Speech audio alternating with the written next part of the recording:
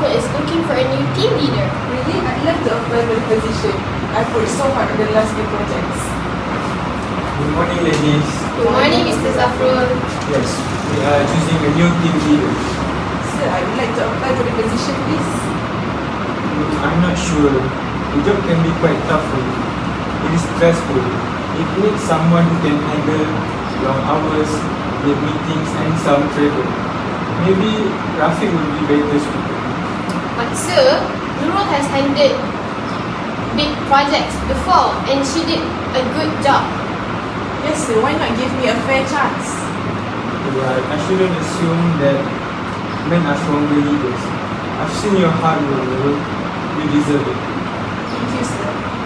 That's the spirit, Nurul. It's time people see that leadership is not always about gender. Agree. What matters is talent and effort, not whether you are a man or a woman. Hello everyone, I'm Anis. I'm Nurul. I'm Zafrul. Today we're going to be talking about gender and society.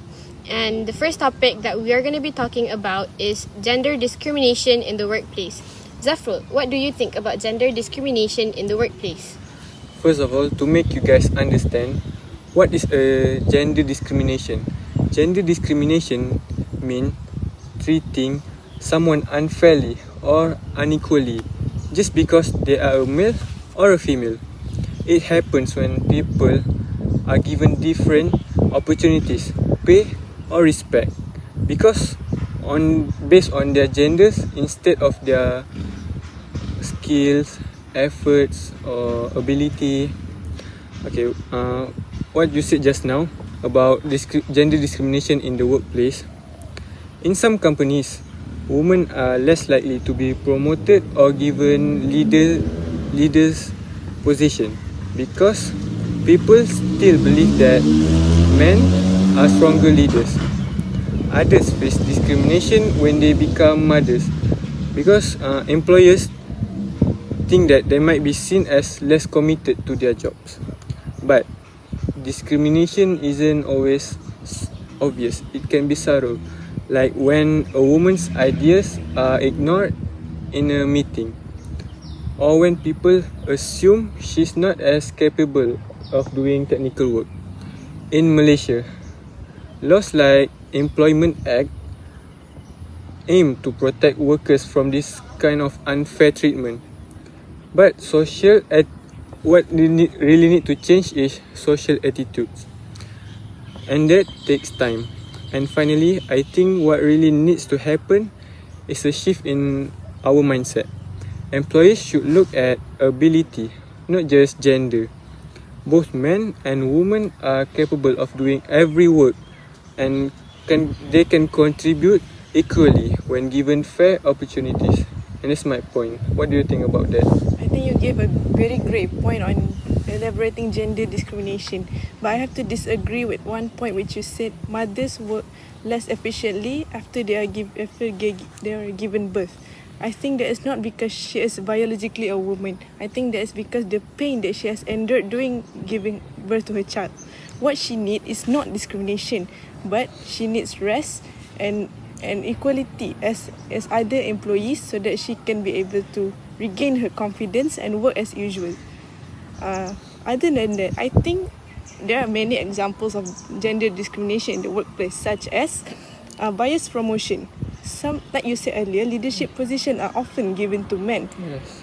People think that it's because women are seen more dramatic and less assertive than men.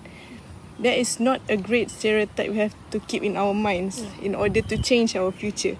Other than that, gender discrimination also appears during hiring. Some employers prefer men to work in some jobs. For example, engineering or mechanical jobs. They wouldn't allow women to take part in it because they think women can only do jobs like teaching or nursing. There is also a gender stereotype that we must avoid. Lastly, harassment in the workplace and disrespect towards women. Like you said earlier, ignoring a woman's ideas in a meeting. But most women have faced harassment such as teasing and mocking them in the workplace. Some men think they are more powerful than women just because they have higher positions. I think we need to stop that. To build a fair and equal society, we must treat all workers the same, regardless of their gender. Do you think the same as me, Anis? I agree with you, Nurul. So, as we can see in some companies nowadays, men tend to hold higher positions such as CEO or the owner of the company, while women tend to hold lower positions such as a normal employee or just a clerk. And to me, that is a little bit unfair. In my opinion, both men and women should have equal part in society and equal chances to prove themselves. Next, I'm going to be talking about how to overcome gender discrimination. So, to stop gender discrimination, change must happen at every level. So, companies must create policies that promotes equality such as equal pay, equal hiring, and also more flexible time for both men and women. Second, education and awareness is also important. It is crucial that the generation today recognize what these hidden stereotypes are so that we don't judge others without realizing it. And third, we must encourage women to support other women to take leadership roles. This is so that we can break the system that we call the glass ceiling that stops women from moving up. And last but not least, everyone plays a role in gender discrimination. Men can speak up against unfair treatments, and women can encourage one another to take leadership opportunities. So equality can only happen when both sides work together. And to sum up all the points that you two just made, and why it is wrong, because it is unfair and can hurt a person's confidence, career, and opportunities. It also stops workplaces and schools from using everyone's full talent. In short, gender discrimination is unfair treatment based on gender, and true equality means giving everyone the same respect, rights, and chances, no matter if they are a male or a female. Zafrul, do you want to play basketball with me this evening? We need one more player. I come today. I have to join the cooking club meeting this evening. Cooking? Isn't that for girls? Why would it be? I like trying new recipes. Yeah, Anis, we should be able to do sports or cook as we like. I guess you're right. I've never thought about it that way. Yeah, we need to do what we like to do, not what we are expected to do. You're right, Nurul. The second topic that we are going to be talking about is gender stereotype. Nurul, what do you think about gender stereotype? Okay, as we all know, gender stereotypes are the ideas fixed by society towards men and women, where they say men must appear strong and confident while women must appear gentle and obedient. These stereotypes causes people to lose their confidence, and it limits of what they can be in the future. For example, in the movie Mulan, she is expected to marry someone to bring honor into her family. But on the other hand, she brings honor into her family by being a warrior and save China. That is very impressive because she showed that she can bring honor into family in her own way. She also showed that courage does not define what you are based on your gender, but it shows that you can be what you want if you work hard enough. That does not relate to any gender at all. Other than that, other movies like Brave shows that Princess Merida refuses to marry based on traditions. It showed that she wanted to be independent and she got what she wanted by proving herself. Other movies like Frozen also showed that women does not appear weak. The sisters show that they are independent and can give love to each other without relying on a man. I think these movies are very very influential to younger generations because it can help them to prove that themselves that they can be what they want instead of relying on gender stereotypes. What do you think, Anis? I agree with you, Nurul. From what you just said, it shows that media representation play a crucial part in promoting gender in a society. So as we all know, we live in a world surrounded by media. Every day we scroll through social media, watch movies, listen to music, and see advertisements. But have you ever stopped to think about how these things influence the way we view men and women? So from a young age, media starts teaching us how or what it means to be a boy and a girl. In cartoons, we often see brave, strong heroes, usually a man, saving the day, while the woman waits to be rescued or falls in love with him. In advertisements, men are shown to lead businesses, driving cars, and using powerful voices, while women are shown cleaning houses, taking care of children, or worrying about how they look. These may seem harmless at first, but over time they create a pattern. They tell boys that they have to be tough, that showing emotion is weak, and they tell girls that their value lies in beauty, kindness, and how well they take care of others. This is what we call gender stereotyping, when media repeats the same limited images of what men and women should be. And these stereotypes can be very damaging. They make people feel pressured to fit into boxes instead of being their true selves. That's all from me. What about you, Zafrul? And based on what you guys just said right now, gender stereotyping is very dangerous to our society. It damages our brain, our mind, into thinking that men and women have some roles that they need to do. Okay, but thankfully, things are changing. In recent years, media creators have started to realize the power that they hold and the responsibility that comes with it. We now see more films and shows that break the gender norms.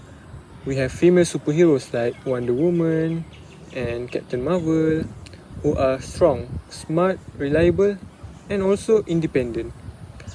They do not wait for anyone to save them. Instead, they save the people. We see male characters who are emotional, gentle, and also caring. Showing emotion do not showing that being kind doesn't make someone weak. And we see people of different gender identities being represented with dignity and respect, showing that humanity goes beyond just male or female. And representation like this is so powerful. When young people see characters who look like them, act like them, or feel like them, it gives them confidence to make the characters their role model. It tells them you are seen, you matter, you can be anything that you want. At the same time, diverse media helps society grow more open-minded. When people see new perspectives through movies, books, and online content, they begin to understand that gender doesn't limit what a person can do or who they can become. However, we still have a long way to go. Many parts of the media still promote unrealistic beauty standards and old-fashioned gender roles. To change that, we must become more critical viewers. We shouldn't just accept what we see. We should ask questions like, why are all the heroes men? Why do ads show women only in kitchen? Why can't both genders share the same responsibilities? By questioning what we watch and support, we can encourage media producers to create content that is more equal, respectful, and also more realistic. What about F? And that's all from me. Okay, I think we all agree that gender stereotyping are dangerous and harmful for our future generations. It is not only outdated, but it can damages our future generation mindset and thinking skills. We must challenge it, and by changing it with methods like you said earlier, we must question them. And like you said earlier, we must seek more media representation on gender equality. So that everyone can live freely and confidently by not discriminating genders and their only stereotypes. Alright, class. So our class president president is going to be Nurul. Girls as a class president? I don't think girls are strong leaders. Why not? Leadership isn't about gender, it's about teamwork and ideas. That's true, Rafiq. In fact, our school started this election to give equal opportunities to both genders to speak and make decisions. Maybe that's right. I just too fast. We should focus on what we can do for the class, not who we are. That's right. That's what equality means. Chances to prove ourselves. The next topic that we are going to be talking about is the role of society. So, as we all know, society plays a huge role in how we understand gender. From the moment we are born, society begins teaching us what is for boys and what is for girls. Think about it. When a baby boy is born, he is often gifted blue clothes, toy cars, and action figures. And when a baby girl is born, she is surrounded by pink dolls and dresses. So even though these things may seem harmless, it actually teaches or shows what society expects from us. And as we grow up, these expectations continue. For example, in school, boys are often encouraged to become leaders and take charge, while girls are praised for their politeness and helpful. So these things can alter the way we think about ourselves, and they can limit opportunities. For example, it can discourage girls from becoming scientists or engineers, and it can pressure boys into hiding their emotions because, as society says, real men don't cry. What do you have to say, Zafrul? Although what you said is just the downside of this, but I have some good news for you guys. Today, more people are challenging the old gender norms and questioning why there is the traditional ideas of what men and women are supposed to do. We do now see women becoming powerful leaders in politics, businesses, and education, showing that leadership and intelligence is not just for men or a specific gender. At the same time, more men are taking care of their families, doing such as raising children, managing households, and supporting their partners, showing that compassion and responsibility belong to everyone, not just a woman. Individuals are also proudly expressing their gender identities in ways that once might have been frowned upon. People are finding the courage to be themselves and are gaining more acceptance from those people around them. This growing openness helps build a society that values diversity, respect, and understanding. Can you add more about this, Nurul? I think you give a great point, but there's still a long way ahead to go. As we all know, in this society, many people are still facing discrimination in the workplace, education, and many more. And as a members of society, we have a responsibility to create an environment that is harmonious and delightful in ways that we can do, like speaking up against discrimination and helping each other constantly. This will help us create a harmony environment, and also teach us that respectfulness does not define what your gender is. It defines that you are human. Other than that, I think we have to also encourage people to not limit their passion just based on their gender, but we must give them trust and support in order for them to pursue their passion. When we choose kindness over judgment, we show others that they belong here, and that show us what harmony country Malaysia is. That's true, Nurul and Zafrul. So we need to respect each other in order to make our community stronger. And in conclusion, we need to teach the next generation, or we need to teach the society to accept people for who they are instead of judging, so that we can have a more understanding future.